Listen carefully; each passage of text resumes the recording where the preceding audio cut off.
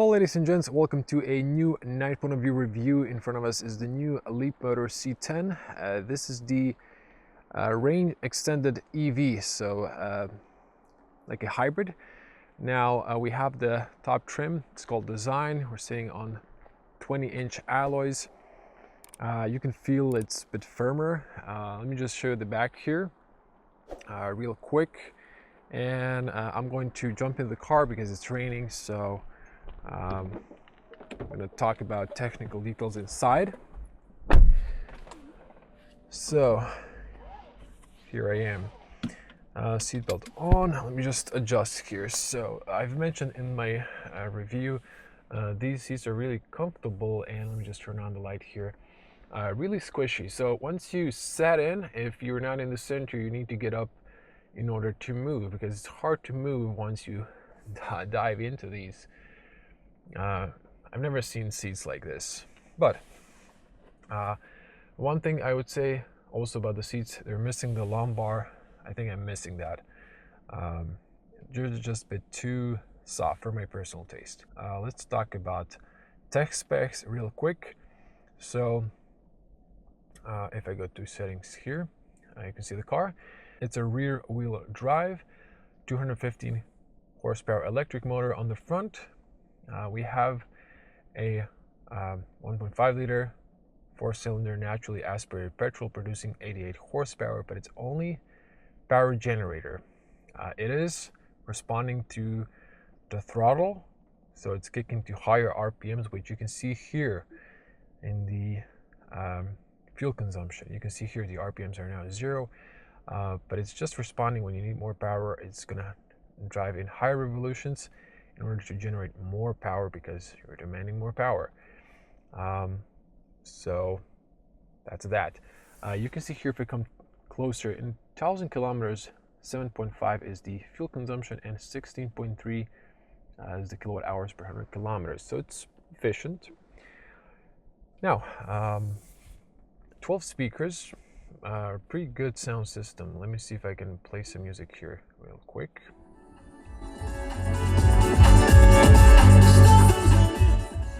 So that was just a short demo. So really good. One thing I think is missing here is the, it has this huge frequency. I would put a name of the stations instead, because here you really don't know what station you're listening to. Otherwise, the infotainment is really good. It's informative, and we have here the maps. If you check my night review, there's a pull-down menu here where you can disable the eye monitor camera and speed limit warning. We're going to drive an EV. We might kick to power on the highway. And I also have to say, when doing my consumption, that it does charge up the battery nicely. So it adds a little bit of range, maybe a little bit more than 1/3 of your fuel consumption goes back into the battery, which you can reuse then again. Also, this car, I really didn't emphasize that, has a rear wiper. You can't really notice it because it's hidden in the spoiler, and of course, mandatory front wipers. We're gonna take out, here's the trip computer, here's the maps. So let's just start driving, and before we do that, cameras, you can see the resolution. It's pretty nice. I think you saw in the review the rest. Put it to drive, and we're off. So apologies for the long introduction. I just wasn't expecting the rain to start. It wasn't in the forecast, so it's probably just local. Anyways, Leapmotor C10. I have to apologize, I didn't have the, I think it was called C01 on test, because I was just fully booked with other cars, and they've removed the car from the press fleet. So unfortunately, I won't be reviewing that one. Now,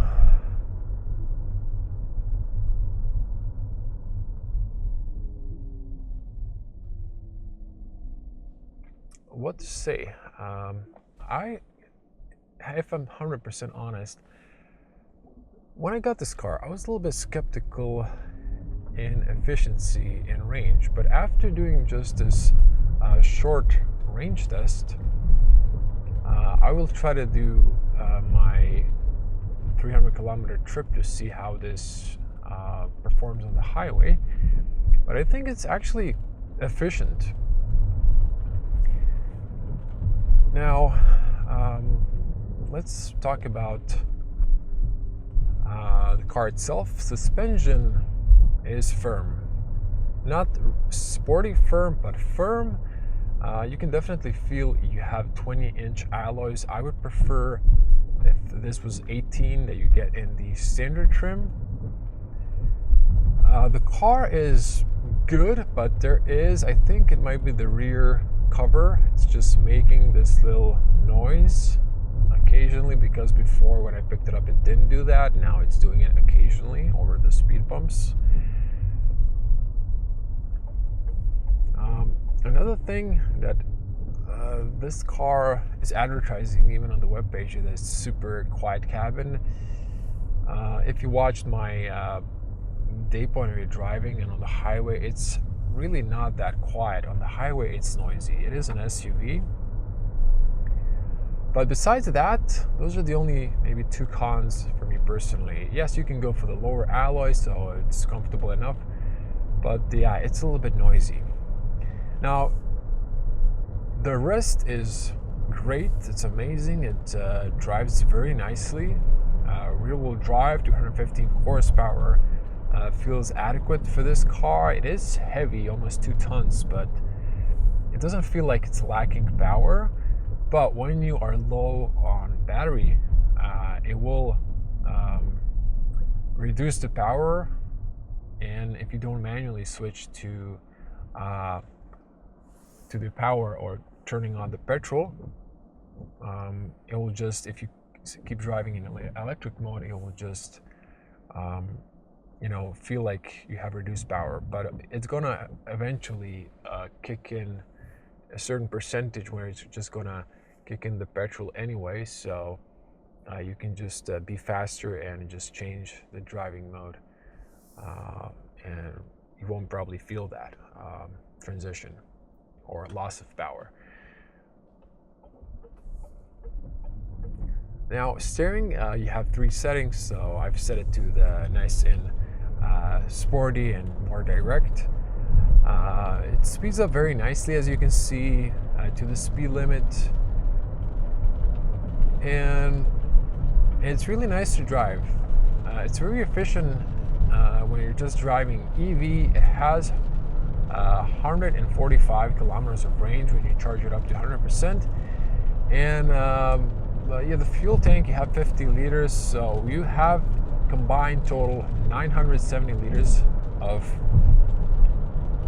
range. And that's wild, because you can drive electric, and you're driving electric for the most part only on the highway when you deplete the battery, which I don't think is going to last for 145 kilometers if you're driving 130, but it might do 50, 60, I'm not sure, maybe a little bit more. But once you kick in the petrol, you're still driving electric because the electric motor is pushing the car.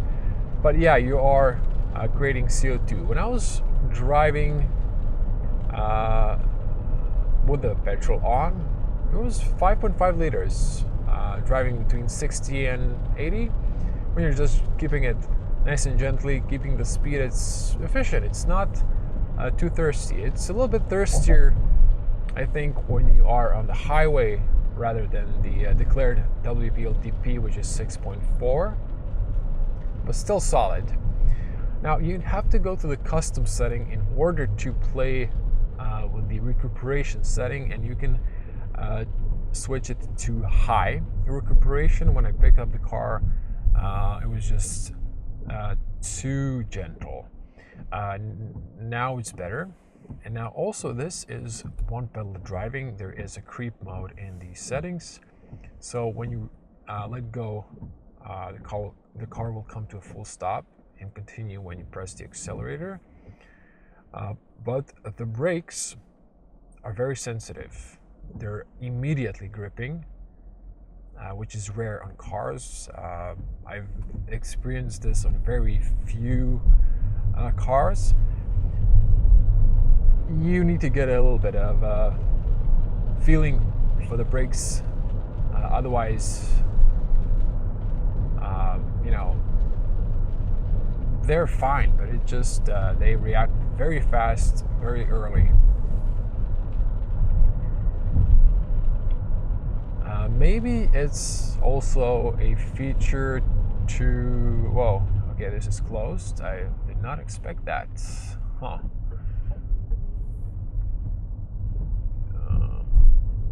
Let me see here. Okay, they just closed this side for some reason. Oh, they were digging something here. Okay. And I was trying to say maybe they did that deliberately, simply due to the fact that they want you to burnish the brakes so you don't have that rust buildup.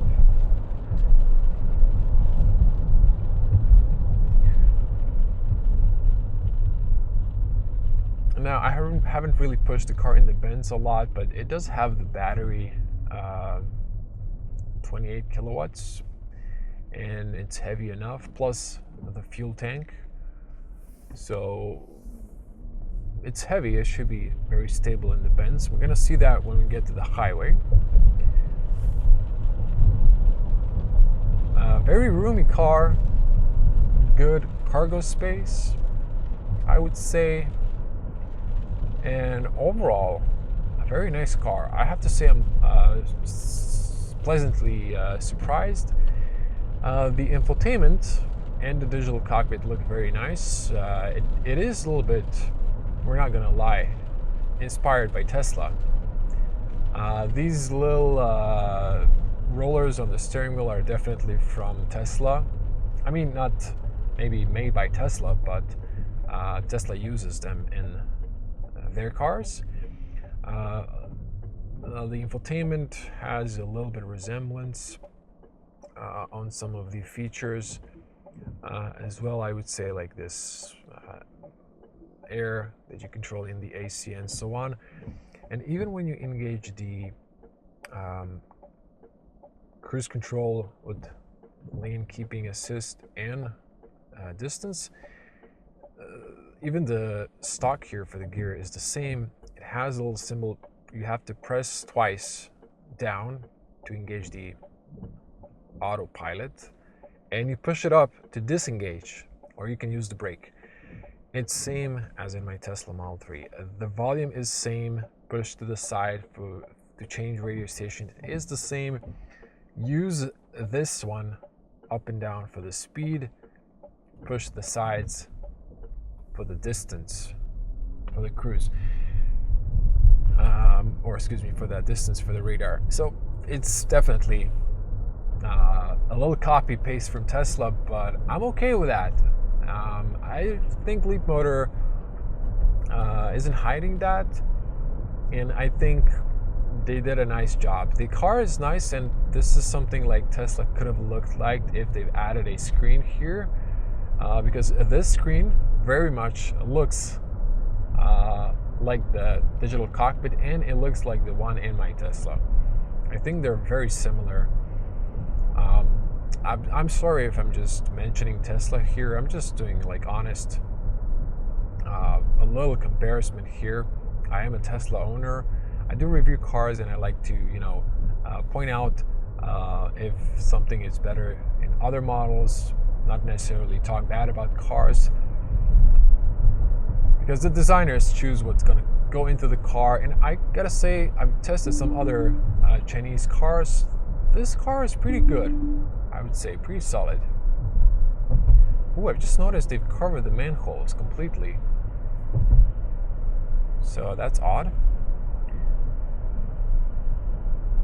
So the car was warning me. See, again, it's just marking the edge red when I'm getting close. It's not obnoxiously annoying. It's just telling you, hey, watch out. So I like the fact that this car is not super annoying regarding the speed limit, when it comes to, pay attention to the road or the traffic. It's not super sensitive. I think they've made it just the right way. So I have to give it up to Leapmotor for doing a good job. So, okay, this is a rear-wheel drive, so probably not the best idea. Pushing in the corner, car is not even leaning. It's very stable. It's like leaning the right amount, but it's not leaning suspension-wise. I'm just speeding up full throttle now here. It's slightly going uphill. It's doing fine. 130. So it's losing a little bit of speed here, but it's not necessarily for fast driving when you're driving fully electric. Now, I'm going to kick out the power now.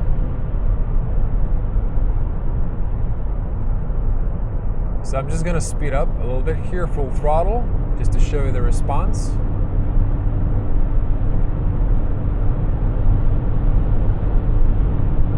Yeah, so it's picking up speed, but it's very loud going towards 150 regarding wind noise. So I'm just going to slow down, just a quick demo. So soft, rough asphalt, you can even see that it's a darker patch. I'm just going to slow down here. Now, if I go back to the home menu, let me just blast the long beam here. So long beam is on. So here you can see now the RPMs. So RPMs are live, and if I go to electric, actually let me speed up one more time here just to see the RPMs if you're going 130.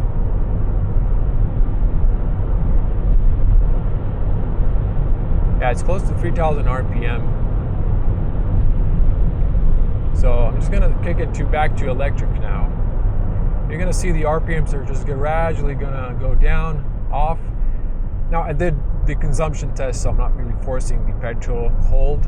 So don't worry, it was nice. It's still here, 81 degrees. And the petrol is not too loud. You can barely feel the vibrations through the steering wheel. It's very nice. Now see, I didn't engage the cruise control.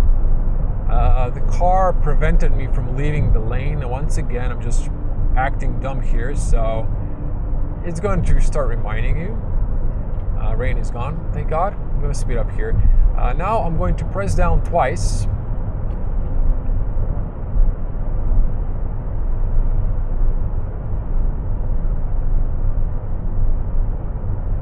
Okay, press down twice. Cruise control is active. Lane keeping assist is not for some reason. Okay, it's now on. So double down again. You can see the lines are green. It's following the bend. The long beam is automatic. And if I scroll up, it speeds up. It's very easy to use. It's same like my Tesla. Even at some point, I think this was the same, but it was just marked blue. But Tesla have changed that a little bit, but I don't mind. I actually like that. So the car is now actively keeping in the lane. I'm gonna leave the steering wheel. Leave just to see here when it's gonna pop a message to take over, like right now. So you just, keep your hand on, and you should be fine. There's some serious constructions going on here. Slowing down here, there's my exit, so I can just tap up and disengage or press the brake, but this way it's better because the brakes again are a little bit sensitive, so you might just want to push that up and cancel it. Yeah, very, very nice car. I was skeptical, honestly. I was a little bit skeptical. Will this be efficient? Because I heard, I didn't have the Nissan e-Power on test, but I've heard it's not really efficient. although I think it's due to the fact that it has electric motors that are not really powerful. Leap has chosen one electric motor. There's no four-wheel drive or all-wheel drive, but it's powerful enough. 250 horsepower is just enough for this to feel alive for your daily commutes, occasional road trips. It's fine.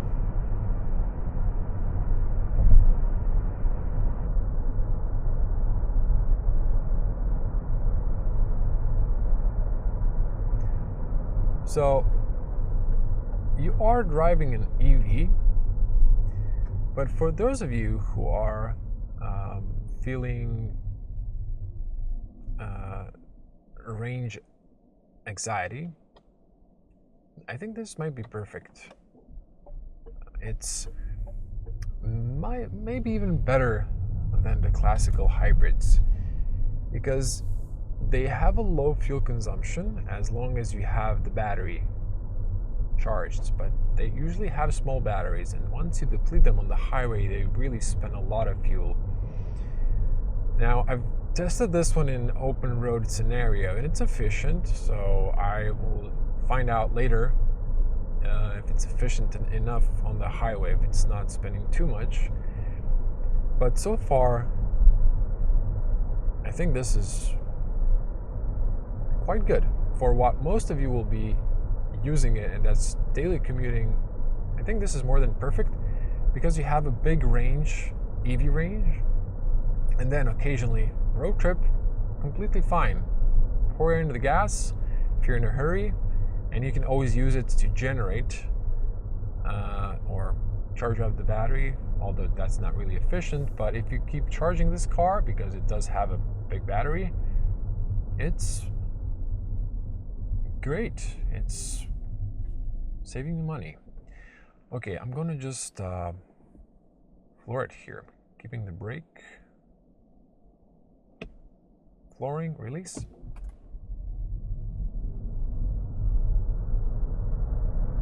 It's fully electric still. Oh, brake check. So the brakes are good, and it completely accelerates 0 to 100 fully electric. It didn't try to, ask for more power like some hybrids do, although I do have more than 50% charge, which is great. Now, this ramp is now open for some reason. I'm not going to go down there because there's a security guard on the other one, but I just want to show you here the headlights performance. So you can see quite far, and that's pretty nice. Now, the cameras are excellent, of course, and we don't have cornering fog lights. It would be a nice feature if they added those. But I think it's time to see the power. I'm not going to measure the time, but you can just do that. I might actually see in my editor if it's any faster, but we're just going to see here what's the difference. Now, when I completely stop, the engine is still running, so same. Hold the brake and release.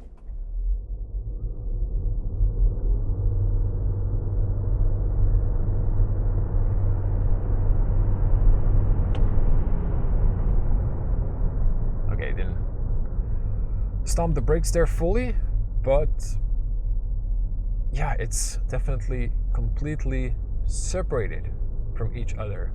So I felt the electric motor pushing me. I felt that the petrol was increasing the RPM a little bit, but it didn't really need to push it to high revolutions as it did on the highway. If you watch the day point of your driving, it wasn't screaming because I maybe warmed it up as well, but I have more than enough charge. Okay, once again, if you press down once, you engage cruise. Press twice, keeps you in the lane. Same as my Tesla. Now, I've said everything about the car. besides the price, if you haven't checked the review, this car price in this top trim is $37,500. It is $36,000 for the base model, which is a great starting price, very competitive. And unfortunately, you do not qualify for EV incentive in Croatia because this has 10 grams of CO2, just 10, but it's not qualified as a fully electric vehicle, which is not having the petrol generator. But it might be a good compromise for those of you who don't want to buy the fully electric or the BEV, battery electric vehicle. So this is again REEV, so range extender electric vehicle. You can get this as a fully electric model. I'm not sure if there's going to be one in the press fleet. I would love to test one out, but this is what I've got. I think they've in Leapmotor Croatia made a conclusion that maybe customers in Croatia are still a little bit skeptic of buying a fully electric model, so it's easier to sell this one, I guess. Okay, let's hear the pedestrian warning sound. I haven't really focused on that one on the video. It's not obnoxious. It's like a little bit, it's there. I like that. Let me see it backing up. Feels like there's nothing when I'm backing up.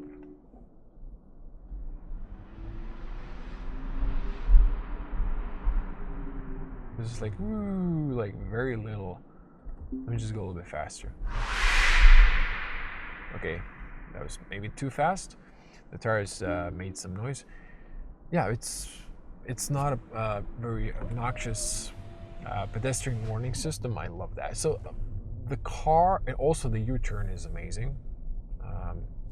I try to show that in the garage in the day review without actually saying it. Let me turn here. But this is a really good car. I think I've again puddles. This is a really great car. Altogether, I think it's an amazing car. Maybe Leapmotor, if you're listening, when I use a turn signal, I like to see here the camera for the blind spot. That's one thing you didn't copy from Tesla. But I do like the fact that you can lower those windows for the infotainment. That's a really cool detail. Yeah, that's it. I'm gonna wrap it up here. You should test out this car. If you haven't, if you're considering this car, I think it's an amazing car. You do have the app. Unfortunately, I have a American app store for my iPhone. I don't have the Croatian store, so I cannot use the Leapmotor app that they did provide me, but unfortunately I couldn't download it because it's only for Croatian market. It's not, Leapmotor is not yet on Northern American markets, so I only found Israeli app, but you need to tie it to your phone number, so I couldn't download that. That's why I have this card. Car is on. Once you get inside with your phone app, this way I have to lock it manually. Just before I do that, let me just walk you through here. You can see the front end. There's a big puddle there, so I'm just going to walk from this side as well to show you the back end in the garage. Yeah, it's a beautiful looking SUV for sure. I'm not really sold on the front end of the car. I think the lights could have been a bit more up, or they could have lowered the hood a little bit for better aerodynamics, perhaps, because the top is pretty much empty. There's nothing on the top, so it's just my opinion. But otherwise, good looking car, very well equipped. And I'm gonna wrap it here. Thank you for watching. Hope to see you in the next one. Stay safe. Until then, bye.